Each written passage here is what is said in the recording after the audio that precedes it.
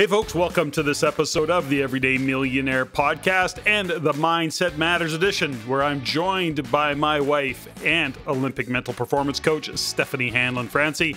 Together, Steffany and I engage in a conversation about different aspects of what we refer to as Mindset Matters. We believe that we're living in and through one of the most impactful global events in history. And let's face it, few have trained for or are equipped to deal with the life that is unfolding before them. The need to pivot in your business, your career, or perhaps deal with shifting family dynamics lies before many. We hope to inspire you to ask yourself questions or pause to consider how you view your world, your life. We'll invite you to check in on where you are on your journey, and are you still clear on your intended destination, or has it changed? Join us for this in our series of Mindset Matters. Listen in, enjoy. Hey folks, welcome to the Everyday Millionaire podcast, Mindset Matters. I'm joined today again by, of course, my beautiful wife, Steffany Hanlon. Hey, hun.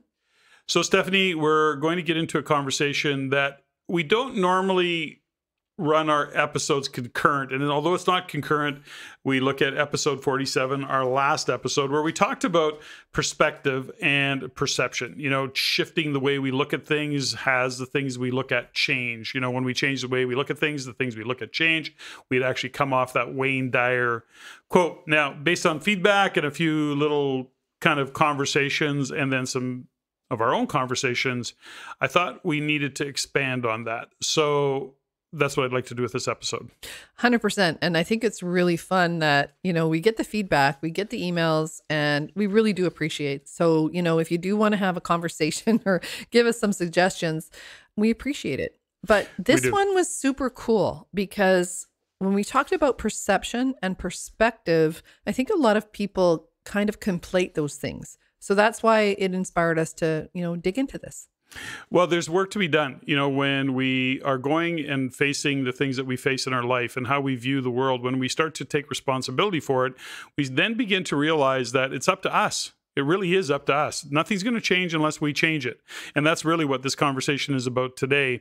And, you know, again, you know, we love the feedback. And I'm just going to do a quick ask, which is we get some big goals to hit numbers wise for the Everyday Millionaire and Mindset Matters podcast for the end of the year. So just encourage you, please share the podcast with your friends and comment, like it, put it out there for us. We would really like to hit some goals.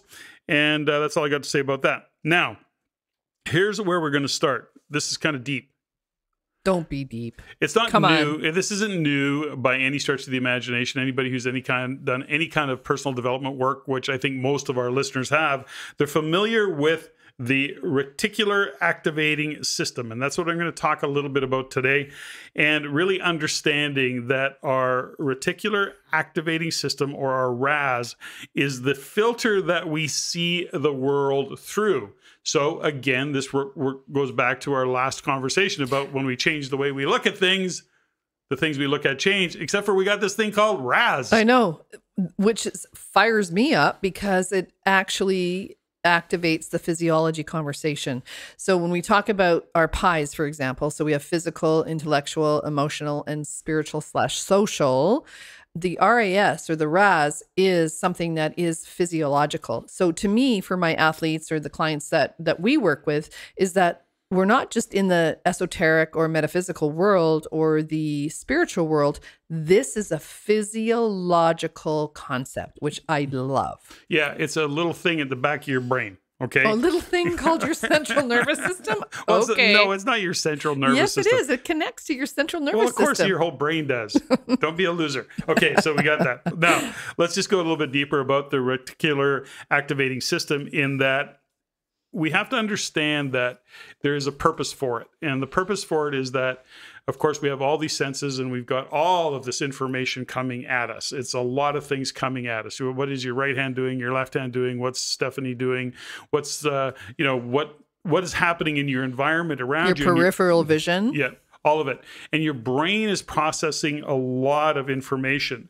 But what your brain has to do is then sort through that and choose what it is that it wants you to see. What does it want you to be aware of? And our brains are pretty amazing at that. Now, this is totally unrelated, but I got to share a story. and I had cut my hand. This was years ago. And I go, I remember this. I almost said I go to the vet to get stitched up. So only because we live on a farm now. We got dogs. So anyways, the point is this. So I go to a Medi-Center or something, and I'm cut bad on my hand. And the doctor looks at it and scrubs it up and says, okay, we're going to have to put some stitches in there. And I'm sitting by whatever this on this table, and he's got my hand sitting on another table, and he looks at me and he says, are you going to be okay? And I go, yeah, I think so. I'll let you know, and he goes, no. He goes, you better lay down. And I go, what are you talking about? I feel pretty good. He goes, no, he says, I don't like your look. So we get into this conversation, and he goes, it's always you big tough guys that pass out. And I go, I've never passed out at the sight of blood. Like I'm actually quite offended by it. And he's kind of chuckling about it. And at the end of the day, what he says, he says, understand something is that our brains are really powerful. And he said, what happens is that your brain looks at what it's seeing and goes, I don't like this. I'm going to shut you off. And he says, that's why you pass out.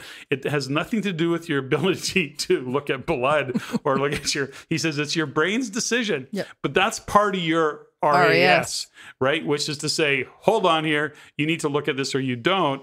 And that all connects to it. And just how powerful your brain is. So did you pass out? No, I didn't. But it was an interesting conversation because he said, you're going to, at some point your brain looks at it and goes, holy cow, and it shuts you down. That's why shock occurs. Yeah. Shock is a protective system. When people go into shock, it's your brain going, you can't handle this. You can't handle this. I got your back. Okay. So it looks like shock, and you're not attached to reality. And that's sort of back to the last podcast is fight, flight, or freeze, right? Is that our brain decides what it is. And if we don't do the work around getting underneath what our brain reacts to, is that we can't change it.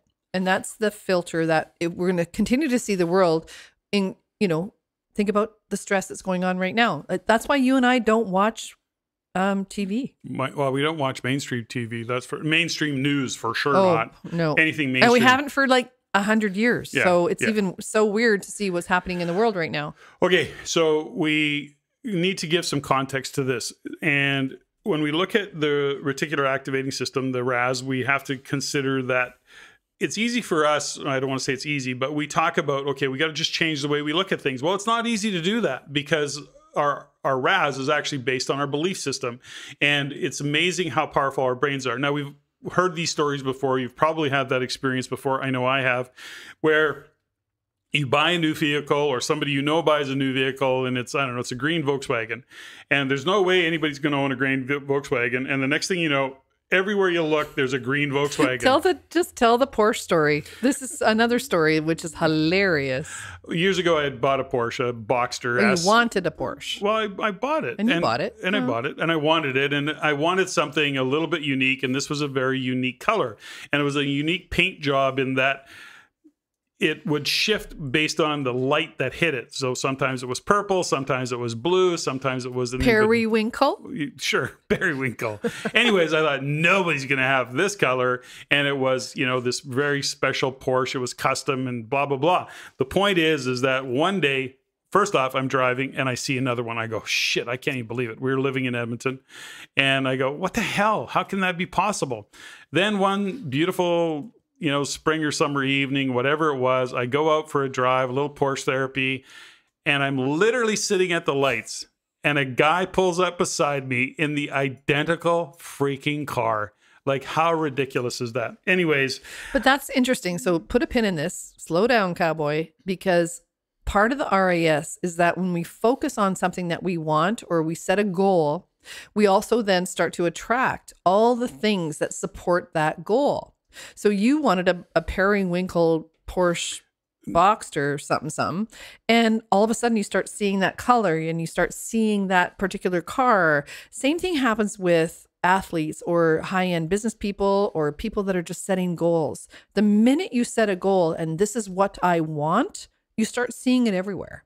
You totally get evidence. But let's keep breaking that down. It's not quite that simple. It's not like we necessarily manifest something right before our very eyes. What starts to happen, of course, is that in the case of the Porsche, is that my awareness, my belief system started to shift. And so our belief system really creates what we see. And that's part of the conversation that we've had many times over the past several months that we've done this Mindset Matters, is that when we look at COVID, for example, we see the divisiveness, and a lot of that divisiveness is driven by what people see. A lot of that is driven by algorithms. But the point is this: if you believe one side, that's what you see the argument for. That's what shows up because that's what you've Googled. That's what you've talked about. Those are the things. Or you watch it at 6 o'clock every night. Or you watch it every 6 o'clock. So that's what you see. So if you see a very dark future, you're going to see all of the things that support that dark future. If you are oblivious to it, then you're oblivious to it. Or if you see nothing but great things coming out of all of this, then all you're going to see is the narrative that supports those great things that are showing up. So the point is this, is when we start to look at the psychology of being able to change the way we look at things, it's not just as easy as, okay, well, just flip a switch and you change the things. It isn't actually that simple. We actually have to work at it. So there's a phrase that goes, we don't see things in life as they are. We see them as we are. Ooh, so repeat that. We don't see things in life as they are. We see them as we are. As we are. Wow. So the more that we alter ourselves, the more we can see the world differently. Now, this is an interesting, because I remember the first time I heard this was from you, by the way, when you were on stage speaking. Mm-hmm. And this was many years ago, and you said, do you know that you're not actually hearing me? And everybody in the audience, of course, is going, no, I'm hearing you. What? Puzzled look over their head. No, I'm hearing you. Well, that would be the normal answer. But what you pointed out is that you're actually not hearing me. You're hearing a voice in your head that is actually translating what I've said to you. In your own values through filters, but in your own voice too, in your own right? voice, 100%. Yeah. So that's really a good point, is that you're not here, even interestingly enough. So you're listening to this podcast right now. You're actually not hearing us. What you're hearing is your interpretation of what you believe you think you're hearing. Based on the filters that you have, right, which is your RAS. Okay. So this goes, I know, that's so cool. I know. And it's really kind of messed up with your head, but it should challenge you. And, when we change what we think about, we actually start to change what we see. That, the proof of that was, for example, in the vehicle, the concept of the vehicle, I've never seen a green Volkswagen Beetle before. Who has a periwinkle Porsche? Right. And then everybody has a periwinkle Porsche, it seems. So when we change what we think about, we change what we see. Now, here's the fundamental problem that we run into, which is, number one, part of the technology that we have today and our own nature. For example, when we believe something or when we're interested in something, of course, we're Googling it or we're looking at it, we're talking about it. That's all being picked up, whether we want to admit that or not. The next thing you know, all of our feeds are being fed that information, and we've tested that many times. Should we talk about monkey balls? No, it doesn't matter. So that was only because you brought it up. It was a conversation about monkey balls, and the next thing we wanted to test it, actually, with friends. And it became out of a conversation that I had with somebody. It was on their phone. My phone wasn't even in the vehicle. I had a conversation with them about he'd gone through radar. I said, why don't you have a radar detector? Of course, we're in British Columbia. I said the word radar detector. His phone, my phone wasn't even in the car. Literally the next day, folks, guess what? A radar detector comes up on my feed. Phone. Now, he's my friend on Facebook and Twitter and IG and all the rest of it. So that's just all interesting. We've tested before. But then we got a whole bunch of things around monkey balls. Because we just threw something out there. And the next thing you know, there's like places you can visit and places you can go, and they're all related to monkey things. So not monkey balls necessarily, but well, you don't know. Anyways, we tested it, and that was kind of weird. So let's back up. We've gone totally off track. We digress. But it was funny. So when we look at all of these things that are happening, we talked several episodes ago, Mel Robbins, who we've both read her book, The 5-Second Rule, but she pointed out something in that work, which was we have what's called metacognition. And that metacognition is what stops us and creates a hesitation for us. So when we look at our belief systems, of course, that metacognition kicks in and the resistance to change. So this goes back to what we talked about last week, which was around decisions. Decisions is the Latin word for cutting away. Cut away. Cut away. So cutting away the past, actually. So that's all part of what our brain has to wrap around. So we think it's just flip a switch. It's not. You actually have to work at it. And in her work, that's why the 5-second rule comes into play, because as soon as we have that hesitation, that doubting of ourselves, we do the count to 5, which is to get us out of that part of our 5, brain 4, into another 3, brain. 2, 1. And it actually shifts because it's almost like a take a breath moment. And it shifts our cognition, right? And she didn't come up with this, but she, she wrote a book on it. So I know, but she presented it in a way that really makes sense. And when you take that moment, take a breath and just step back for a second, it does make a difference. It does give you that moment where you can re-choose or re-look at something differently. And I think that's where we get our power back. In a lot of ways, is that instead of just, pressing play and just doing what we always do, how about interrupt the pattern? Well, I think what you said right there, just back up, which was we give our power away. We've probably, anybody listening to this has had that moment in time where they've let go of a thought and they feel like, okay, I just got my power back. Like I was buying into whatever narrative, I was drinking whatever Kool-Aid, I was thinking whatever thought. And it's like, hold it, stop it. I got to question this. That's not easy, by the way. This goes back to the metacognition. It goes back to Raz. And we have to understand that our brain is designed to protect us and stop us. It's designed to stop us from doing anything that's uncertain. Yes. And uncertainty. So the minute you are changing, it means you're going somewhere you've never been before. It's uncertain, and your brain's designed to say stop. That's why change is so freaking hard. And what's interesting about that is if we go into the psychology of it, that is also ego. Ego does not want to die. Well, it wants to protect itself. Wants to protect. And if you're going to do a new thing and it's going to change the perception, then the ego dies. And what I love is the work that you and I do is that when our ego dies, what happens? That's metacognition. When our ego dies. So one of the things that we wanted to kind of provide here is some thought process, but also some tools and, giving context and kind of wrapping around this resistance to change. Changing the way you look at things will actually change the things you experience. Yeah, exactly. For sure. I was messing around with that quote in my head to actually present it differently. But, we talk about the resistance to change as such an important part of the conversation. What if I'm wrong? Well, there's a part of it. So, as speakers and being on stage many times in education, we've had people in the room like get up and walk out. We've had, several hundred people in a room, and there's like one or two people that go, you guys are messed up, I'm out. And it's so strong that their resistance to thinking that, because we're holding up a mirror sometimes when we speak. And even if that's education, because we both do different aspects of education and speaking, they're looking at it and they feel like they're so challenged. Their belief system is so challenged that they're then making us wrong. And they have to leave. They have to leave. They can't even stand it. And it's like, okay, this is just information. So here's the thing about that. Whether it's politics, COVID, the divisiveness that's being created these days, a belief system, and maybe in your career. Polarity.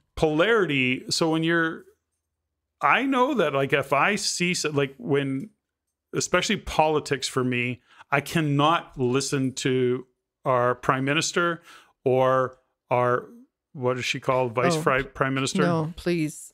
Yeah. I just can't listen to it. Like it shuts me down. But having said that, I listen to others that have those political views. Yeah. The point is that those are different buttons that get pushed for me, and I'm really aware of it. And I'm going to share with you an exercise that I think will support us in making these changes, or at least looking at these changes. Because we have to look at both sides. If we're going to grow, if we're going to grow, that's it. If we're going to grow, we have to do it. Now, speaking of growing, now when we look at creating, and we have to plant seeds. There's we live on. We live in the country. We plant our own food. We do certain things, and we've. Let's look at the garden we grew. What we did to grow that garden was we studied how do we grow that garden? How do we got coaching. Thank you, Shar. Yeah, we got coaching. We got support from people around us that helped us, but we planted the seeds. Yeah. Now, we've not only planted the seeds of the plant, the vegetables, we planted the seeds with people that we needed to support us. Yeah. We said, here's our goals. Here's where we were working back. Like, we had a view of the world that we were somewhat familiar with, but certainly not familiar enough to take on our own. Then we planted the seeds. Then we watered those seeds. We fertilized. We monitored. We actually grew those plants. The narrative, I use that as an example because in our thoughts, we have to plant seeds. It's not like we plant a seed and then we have fruit. Yeah, the funny thing is we don't have a bounty. So the expression I use and with my clients is like, okay, so you plant a seed in the dirt and it's a corn. It's corn. And then you look at it tomorrow and go, hey, corn, hey, corn, are you growing? It's not growing. It needs time to germinate. It needs time to get grounded in the earth and to grow. And when we don't give those thoughts or those new perspectives time to germinate, and we want to make it happen right away, we're going to kill it. Well, there's a couple of different things that I want to point out here. Number one is that it takes time for that seed to go through the cycle that it needs to do to grow, to come to fruition. But we have to pay attention to it on a regular basis. And water it. Yeah, that's what I'm saying. We have to water it, fertilize, make sure it gets sun, do all the things that we need to do. But you don't go, in there and go, hey, corn. Yeah, I get the point. I understand. I know. Okay. I know you do, but that was me before I learned to garden. Okay, I know. And if you don't plant something... Okay, wait. You know what my nickname is, right? I don't. Which one? I don't know. The impatient gardener. Okay. I pull stuff that's way too soon, and Shar and everybody else is like, dude, stop it. You just pulled the wrong thing. Yeah. I've done that. Right. Okay, so as we go forward and talk about this, there's a couple of things that we've also learned along the way, which is if you plant nothing, weeds grow. Okay? Yeah, the universe abhors a void. And weeds grow and they're not so good. So this is all to say is that be aware of the seeds that you're planting. Be aware. So we hear these things all the time, get a vision board. We've talked about it, of course, many years, having a vision board and really planting the seeds of what you want to see in the future and then nurturing them and watering them and kind of being connected to them. And in our own life, we give a couple of examples. We've had some amazing experiences that we planted seeds. And, I think about, years ago flying back from Mexico, and we wrote goals on the flight back, and we put them in a book that we were reading at the time, probably a Wayne Dyer, some self-development book. And we were cleaning an office a year later, and we looked at those 10 goals that we had written that we had not looked at for a year, by the way. Yeah. Good point. So somewhere along the line, we planted those seeds and then we looked after them, and we had hit all 10 of those goals. Like, it was just by chance that we're cleaning your office and the book opened. I opened the book. That paper came out. Yeah, I look at the book and this paper came. That was kind of a cool experience. When we first moved from Alberta to British Columbia many years ago, one of the things that Steffany had a kind of a vision for in her mind was to, live with a, floor to ceiling windows overlooking the ocean and the mountains. And in my brain, I didn't know Vancouver. That doesn't exist. And I'm going, what the hell are you even talking about? And the next thing you know, we're living on the 49th floor of the Shangri-La in the downtown core of Vancouver, a 270-degree view overlooking Cole Harbour. The North Shore Mountains. Actually, you know what? It really brings a lot of emotion up when you say that, because we had Cole Harbour. we had North Shore Mountains, English Bay, and a whole wraparound. And a wraparound, but floor to ceiling windows. And I think that's what really hit me is So we had mountains, we had oceans. Yeah, but we didn't know it existed. We didn't. And we were above the clouds. We didn't know it existed. We had only, Steffany had planted that seed. I was in denial, but... But honestly, it was like 20 years ago. Yeah. So that, and then we lived there for several years. And then one of the things that I had said is, and we were happy to get out of downtown Vancouver, no regrets, loved it down there, but then our lifestyle changed. And we'd always said that we wanted to live on a property. We wanted to live on an acreage, but I had said, I don't want to live on an acreage if I have to be committed to doing the chores. Because I had lived on an acreage in my life many times. I'd come from a farming background.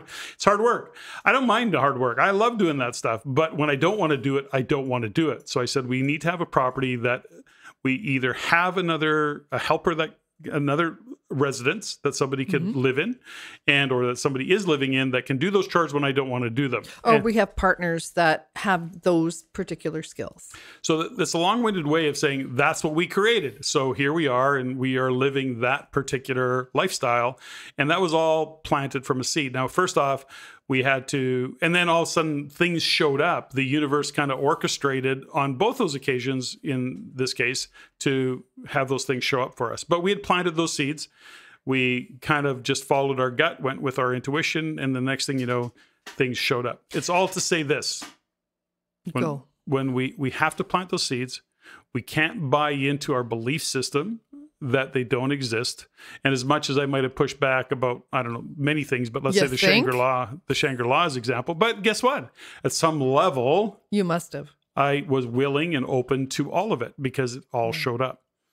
I appreciate you saying that, because I think, when I get the feedback from our listeners and people that are listening and giving me direct feedback, it's like, you and Patrick are so different, but you're still the same.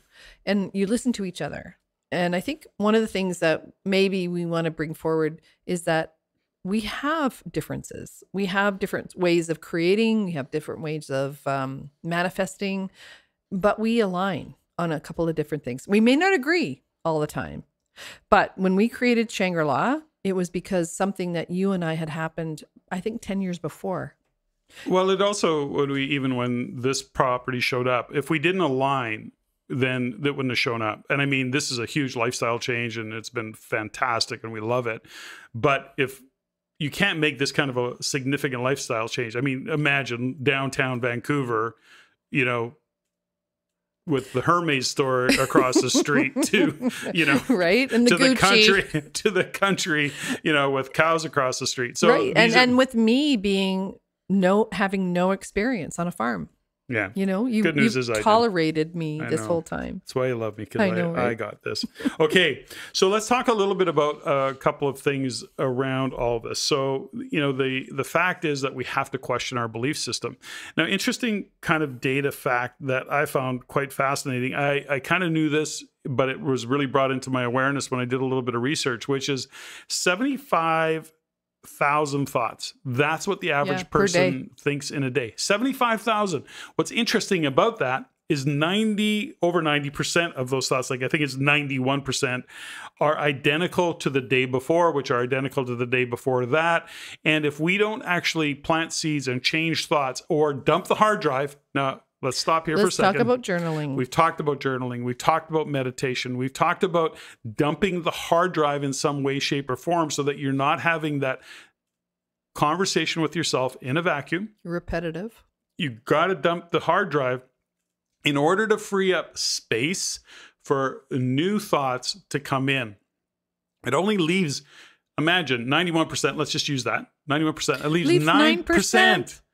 Capacity for new ideas, new thoughts. And it's up to us to, number one of the exercises, and I do this on my own. I didn't know that it was an exercise, but it is. And that is, have an inventory of your thoughts, but don't buy into your thoughts. Think about, what are you thinking about? And go, what the hell am I doing? Yeah. And that's why we have to read. We have to have these kinds of conversations. We got to listen to these podcasts. We have to be open to shifting the way we see the world, the way we think, to understand that in order for us to manifest the world, which is not the magic of anything. It is actually to see the world that already exists for us. So we have to change the way we think so those things can actually be seen. Interesting you say that, because, you know, when you think about how you see the world and how I saw the world when we first got together, it was very, very different. We had to come to a place where we could align on our different upbringings and our different ways of seeing the world. I wasn't right and you weren't right. Yeah, I mean, you see the world for sure differently. You're far more compassionate and empathetic than I am. You actually have way more space for people and views of the world. I'm less tolerant of that, and so yeah, but no, you I'm that dude, way. I'm that way vicariously through you. You say that, but you're also much more of an extrovert. You're kinder to people. I don't like people as much as you do. Yeah, you're a bitch. There's no I know, right? Which is awesome. But when you think about what we're talking about tonight, is the RAS, is that how do we use our view? So what's coming into your view? How are you seeing it? How are you perceiving it? And how are you filtering it through not just your values, but this is what I love, is about the physiology. We do actually have a physiology that we're filtering these perceptions through. And it's hardcore. It's like connected to our reptilian nature, like the core of who we are as humans. And I think what's really interesting is that if we can soften, just soften. If you're listening to this and you're resisting it and you've lasted this long, just soften for a minute and just see what you're seeing, and maybe ask yourself, what if I'm wrong?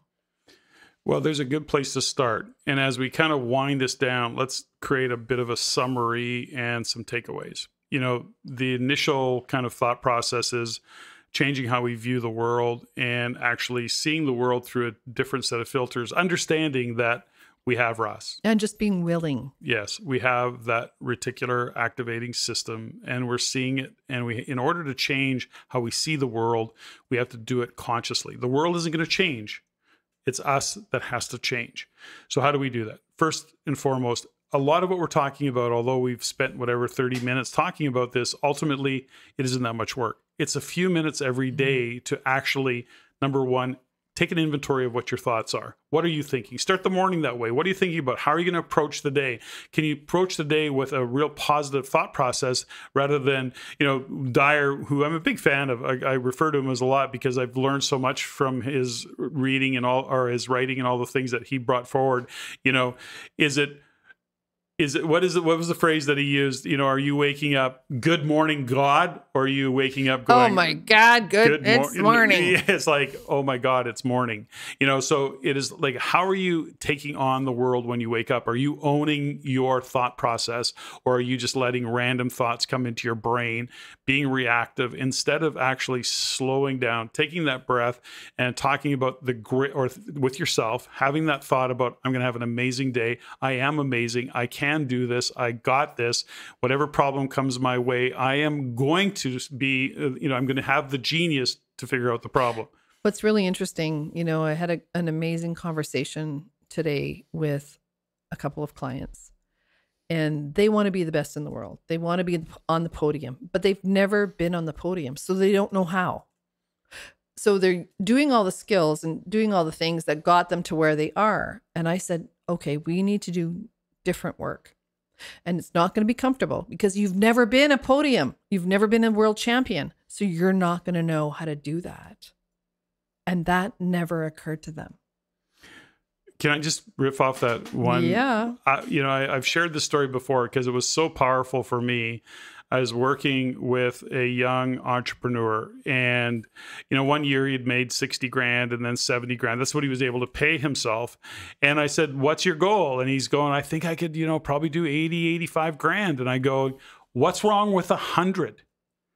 And I realized as I listened to him talk, he was so uncomfortable saying, I earn 100 grand a year. And I said, okay, this is what you need to write that down, and you need to say it. You need to say it out loud to your wife, you need to say it out loud to your brother, you need to say it out loud to your friends, and you need to get comfortable with the conversation of $100,000 a year until it doesn't feel uncomfortable anymore, because that's part of the training. And that's part of the physiology. If you've never earned 100,000, you don't know how to do that. If you've never been a world champion, you don't know how to do that. So I just want to put in the correction of the hows. It's not about they don't know how. They all, before they can even get into the hows of it, they actually have to have the comfort and the training, or they have to get into saying, I can make 100 grand. I can be on the podium. They have to say, I am on the podium. They have to get it into their physiology that they're already there. The hows will show up then. And until you get comfortable with that, the hows won't show up. It can't show up. It's like, you put your flag on the wall and you want it really bad and you're living in the wanting. Like the wanting is like awesome, but it's not true until you actually put yourself there, and who you have to become in order to be world champion, who you have to become to be somebody that earns 100 or 150 or $1 million or $500 million a year. Who you have to become changes you. But you have to plant those seeds, and you have to continue to look after those seeds, fertilize them, water them, do all of the things. And don't pick them too early. Shift the physiology, shift the RAS, and of course, don't pick them too early. So do that inventory, do that journaling, be aware of your thoughts, the inventory of your thoughts. Notice your belief systems and then question your belief systems. That's all part of it. And then use that journaling, use that visioning. It's only a few minutes a day. Look into the future. How do you want it to be? How do you want to feel? Own it. Take the time to do it. It is a practice to do it. Change is not easy because you've got your brain saying, no, don't change. And so is it I think it was a quote. I don't know if it's George Washington or somebody, but we have it in our bathroom. It says, whether you think you can or you think you can't, you're right. Yeah, that was Ford. Really? Yeah. Oh my gosh. Whether you think you can or you think you can't. You're right. You're right. 100%. So change the way you think. That, folks, is a wrap for Mindset Matters. Plant those seeds. Consider your thoughts. Just be aware that it isn't just the thinking. There is a physiological, there is a lot of stuff going on in our brains. Something changes in your body. Thanks, Steffany. That was fun. Ladies and gentlemen, thank you for listening. If you found value in the podcast, please take the time to rate and review and share with others. Share with your friends. As it is my goal to always improve and to provide the highest value for you, the listener. If you have any comments, suggestions, or questions you'd like answered, please email me at ceo@reincanada.com. That's ceo@reincanada.com. I look forward to hearing from you. And until next time, Patrick out.